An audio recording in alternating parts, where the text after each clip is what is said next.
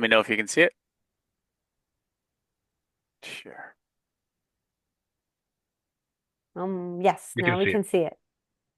Perfect. Thank you so All much. right. Take it away. Thank you, Amy, as always. So today's session, first of all, my name is Patrick Fuzzarini. I work for the k-ecommerce team. K-ecommerce is an e-commerce platform that is specifically designed for business to business and enables uh, e-commerce transactions quite thoroughly and quite fluidly using our integration that we have directly with Business Central. So ultimately, what that means is that it's an online store that connects to BC to grab all of that key and important data and leverage it on the website. So today's session is going to focus on two main aspects. The first one is the business to business functionality of our software. The second is the integration itself. Throughout the demo, we're going to be primarily going through those two topics. Obviously, this is a quick little roundtable, but if ever you'd like more detail, feel free to reach out to us. We can go into a full-on detailed demonstration. Now, I'm sharing my screen right now, and what you see is essentially an online store with a certain look and feel, a certain design to it. Now, this design is totally controlled by you using the tools that we have available. So k-ecommerce offers a full content management system or CMS to control anything from the look and feel side, right? Your logo, your menu items, the banners that you might see in different icons and images talking about who you are, what you do, and what you offer. So with this, the first key highlight that I wanted to discuss here today is a new feature that we released not too long ago called the Page Builder. And it essentially talks about the overall design and how using our platform, you can easily create a website that matches what you need. So I'm going to change tabs here to show you that same web page behind the scenes in our administrator, in our CMS. And going full screen, you're going to notice here that website kind of as we saw it before with different elements and structures set up to display the information that we're seeing. So this page builder ultimately lets us use no code to help create web pages pretty easily, pretty thoroughly.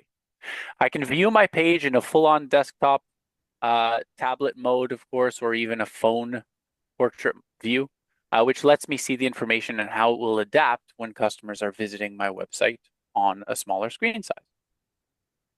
But the real benefits of this particular tool come into play when we use the widgets that you see here down my left-hand side. And what it allows me to do is essentially drag and drop different components into the page to build it. So to give you an example here, I can grab this section of a single block and drop it into my page. If I need a section of 3 different blocks, I can do the same and drag it in just like that. And once we've developed the page that we want or defined it, we can then go ahead and add different content blocks to that page. So for example, maybe I want to add a button on my page. So I can just drag it in and there is your button. You want to change the text and do all those types of things, of course you can. Inserting images can also be done, inserting different text blocks like this and various other details. So all of these different things can be added and removed using this page builder that you see. So from there, you can go ahead and modify it. I won't spend all day talking about this, but ultimately you can go in and modify the style. You can add the URL that you want this button to be attached to, change the text to whatever you want, and move forward using that. So that's a little bit about the page builder and the types of things that are new within the k-ecommerce platform. I'm going to exit this and spend the bulk of today talking about the front-end functionality. So customer-facing tools that they will have access to when shopping online. And as I said, the key piece to start things off is the fact that this platform is business to business focused. So at any point in time, if I try and visit, let's say, a certain section, let's go into the conference room furniture here.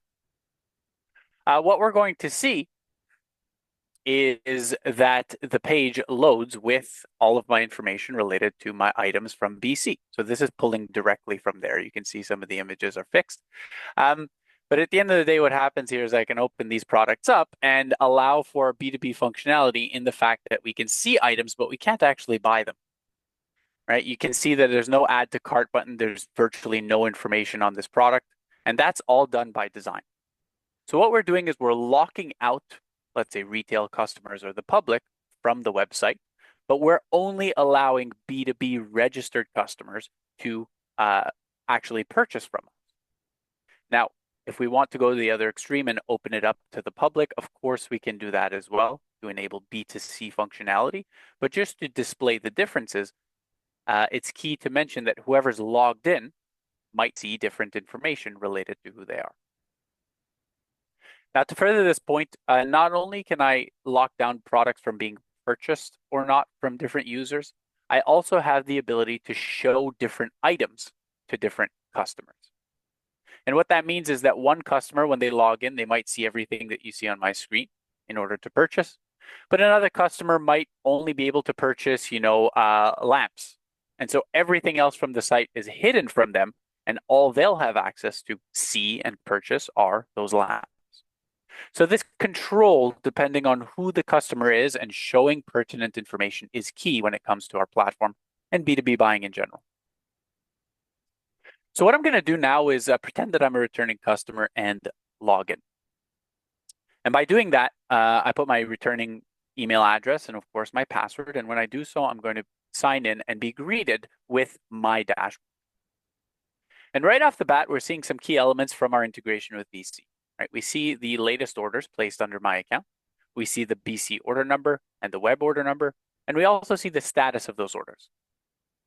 Now, key here is that the status automatically updates based on what is happening within Business Central. So as that order gets transferred to an invoice, as shipping information gets added to it, and so on, this status is automatically updating to notify the customer of as to what is going on into their account. And at any point in time, if I want to, open up one of these orders, I can and see the details. If shipping or tracking number was added to this shipped order, it would be listed here with a tracking button. But I can view any past orders related to my account. And if I'm a B2B buyer, I can order again pretty easily, right? It's common in this space to order the same thing on a pretty regular basis. So with one click, I can recreate that same shopping cart that I had previously. I talked about here the last 5 orders placed under my account, but I can go much deeper into that order history, right? If I go into my full-on sales document tracking, not only do I see a glimpse of those last orders, but I can basically search for any order or invoice linked to my account in BC. You can see them all listed here. If I need to search for a particular invoice by reference number, such as a tracking or invoice number, I can do that. If I need to search by date, that's also possible. And another important component is that the list of orders that you see here is not only a list of orders website. This list is exhaustive in that it shows every single order ever created through my account in Business Central. Doesn't matter how it got there, doesn't matter if it was online, on the phone, in person, it will be visible here for us to view at any point in time. Now, with that said, I'm going to go ahead and open up a product page, kind of the same way that we did before. Let's go into desk chairs this time. And what you'll see is the results now listed, and you may notice a few differences. The key one being that now that I'm logged in, I have access to see the price that I should be paying and the ability to add these items to my cart or maybe to a purchase list or anything else. The price that we're viewing on these items is directly related to the Business Central price that is set up for me there. So different customers who log in will not only potentially see different items here, but they will also see different prices based on who they are.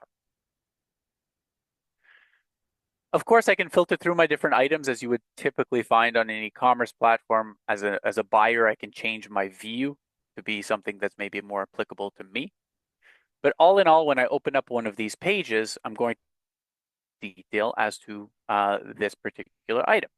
We're going to get the image coming from Business Central, the title of that product coming from Business Central, of course, code, and as I said, price. And finally, one component that's not currently on this page, but is also available, is the quantity. I've decided to hide it here, but you can see quantity available is listed for each and every item. And this, of course, is also pulling from Business Central, so we know what the real numbers are when somebody wants to order. At the end of the day, I can add an item to my cart pretty easily just by clicking on that quantity and adding it. Now, if you want to add more information to a given product page, right, because obviously this one in my test environment doesn't have too much data, of course, there are tools within the k-ecommerce platform to enable the addition of pretty much any type of content or media that you want.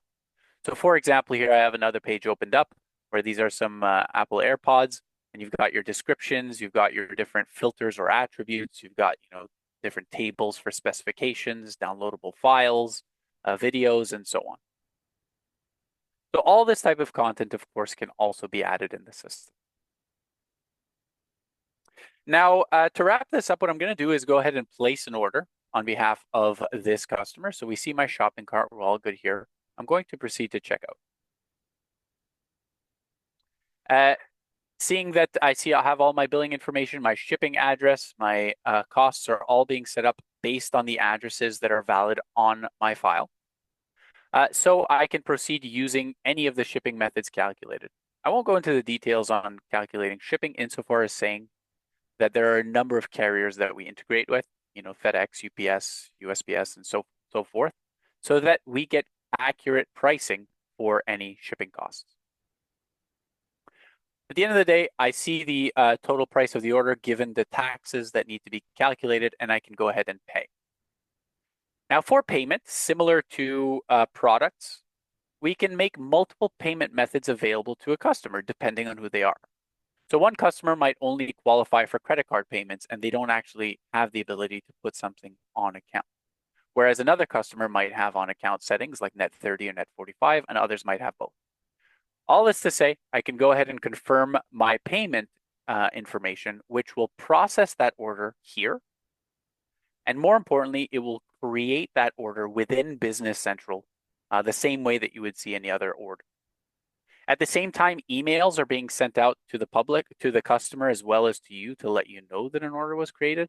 But we can see here that within seconds, that sales order was created in BC, given the 1021.99 BC sales order number.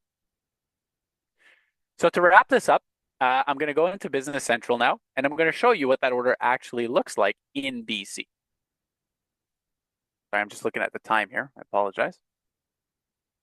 Go into my sales orders. And what we'll find here is at the bottom of the list in BC, just like any other order exists, this bottom line item says 1021.99. So that's the order that we just created. It says of the status open. And if I go into the details on this item, we're going to see on this order, we'll see all of that information automatically set up within BC. So from here, you take this, you process it, you pick, pack, and ship it out. You add your tracking information, and automatically the website will know what's going on, further alleviating that manual need you might have for taking e-commerce orders and adding them into BC to fulfill. So with that said, I will conclude on that note, and thank you all for joining here again. And at any point, if you have questions, comments, feel free to reach out. We'll be happy to